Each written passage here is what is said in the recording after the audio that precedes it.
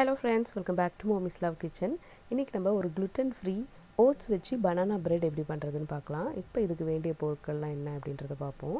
2 cup oats, இதை வந்து நம்ம பவுட்ரு பண்ணி வச்சுக்கோங்க. ரோல்டு ஓட்ஸாக எடுத்துக்கோங்க. அடுத்து ஒரு 2 முட்டை, அதுக்கப்புறம் சாக்லேட் சிப் வந்து ஆப்ஷனல் தான். உங்கள் கிட்ஸுக்கு எந்த மாதிரி வேணுமோ நீங்கள் சாக்லேட் சிப்போ இல்லைனா வந்து ஏதாவது நட்ஸ் கூட சேர்த்துக்கலாம். அதுக்கப்புறம் மேப்பிள் சிரப் ஒரு 1/4 கப் அளவுக்கு, 1 டீஸ்பூன் அளவுக்கு பேக்கிங் சோடா, அதுக்கப்புறம் 1 tablespoon vanilla extract. Banana bread இல்லையா, ஸோ பனானா ரொம்ப மெயின். 3 பனானா, நல்ல பழுத்த பழமாக 2 வச்சுருக்கேன், 1 வந்து மீடியமாக பழுத்திருக்கு. இப்போ நம்ம ஓட்ஸை ஒரு மிக்ஸி ஜாரில் போட்டு நல்லா கிரைண்ட் பண்ணி எடுத்தாச்சு. இது மொத்தமாகவே செய்கிறதுக்கு ஒரு மிக்ஸியே போதும். நெக்ஸ்ட்டு நம்ம எடுத்து வச்சுருக்கிற வாழைப்பழம் இருக்குல்ல, அதை அப்படியே எடுத்து அதில் சேர்த்துக்கோங்க. ஸோ இந்த ப்ரெட்டு வந்து பார்த்திங்கன்னா நம்ம வேறு எந்த ஃப்ளாரும் சேர்க்க போகிறதில்ல. மெயின் இன்க்ரீடியண்ட்டே ஓட்ஸ் தான். ஸோ உங்களுக்கு பிரேக்ஃபாஸ்ட்டுக்கெலாம் இது வந்து கிட்ஸ்க்கு தாராளமாக கொடுக்கலாம். ஈவன் பெரியவங்க கூடமே சாப்பிட்லாம். ஏன்னா நம்ம ஸ்வீட் வந்து ரொம்ப கொஞ்சம் நேச்சுரலாக இருக்கிற அந்த வாழைப்பழம், அப்புறம் கொஞ்சமாக தான் நம்ம மேப்பிள் சிரப் யூஸ் பண்ணுறோம்.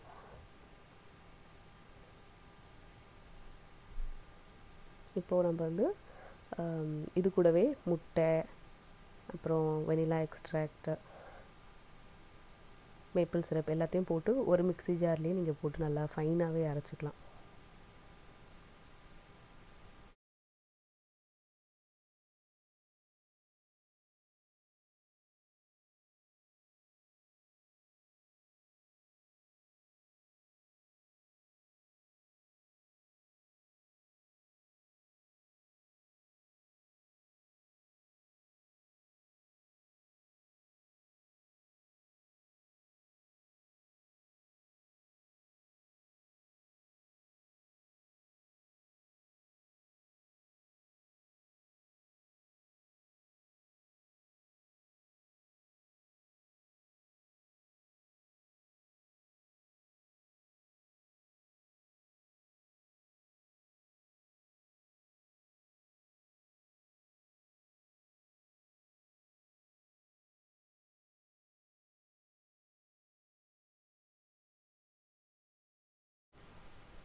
இது நல்லா அரைச்சிட்ட பிறகு கடைசியாக நீங்கள் இந்த பேக்கிங் சோடா சேர்த்துக்கோங்க.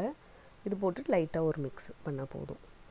இப்போ நம்மளோட இந்த பிரெட் மாவு ரெடி ஆகிடுச்சு. இப்போ நம்ம வந்து ஒரு லோஃப் பேனில் எடுத்துகிட்டு நீங்கள் இதில் நம்மளோட அந்த பேட்டரை ஊற்றிட்டு மேலே சாக்லேட் சிப் போட்டுற வேண்டியது தான்.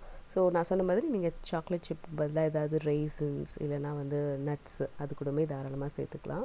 மேலே வால்நட்லாம் போட்டிங்கன்னா நல்லா ஒரு க்ரன்ச் அண்ட் அந்த ரோஸ்டான அந்த ஃப்ளேவருமே ரொம்ப நல்லாயிருக்கும். ஸோ உங்களோட இஷ்டம் தான் மேலே நீங்கள் போட வேண்டியது என்ன அப்படின்றது.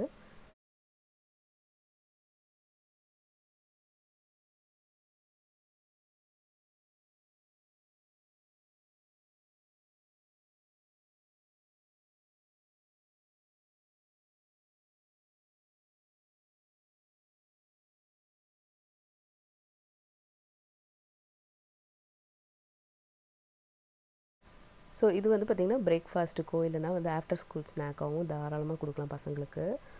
இப்போ நம்ம இதை அவனில் வச்சுட்டு ஒரு 350 டிகிரி ஃபேரன்ஹைட்டில் ஒரு 30 மினிட்ஸ் இதை பேக் பண்ணிக்கலாம்.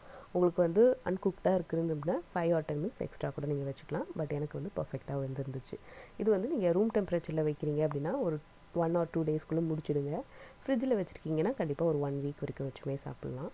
ஸோ இந்த ரெசிபி நீங்களும் ட்ரை பண்ணி பாருங்கள். உங்களுக்கு எப்படி வந்துச்சு, உங்களுக்கு பிடிச்சதா அப்படின்றத கமெண்ட் செக்ஷனில் ஷேர் பண்ணிக்கோங்க. நான் போகிற எல்லா வீடியோஸும் நீங்கள் பார்க்கணுன்னு நினச்சிங்கன்னா அந்த பெல் பட்டனை மறக்காமல் ப்ரெஸ் பண்ணி வச்சுக்கோங்க. மாமிஸ் லவ் கிச்சனோட எப்போதும் இணைஞ்சே இருங்க. மாமிஸ் லவ் கிச்சனை நீங்கள் ஃபேஸ்புக்லேயும் இல்லை இன்ஸ்டாவில் கூட ஃபாலோ பண்ணலாம். இதே மாதிரி நான் இன்னொரு வீடியோவில் உங்களை சந்திக்கிறேன். அது வரைக்கும் நன்றி, வணக்கம்.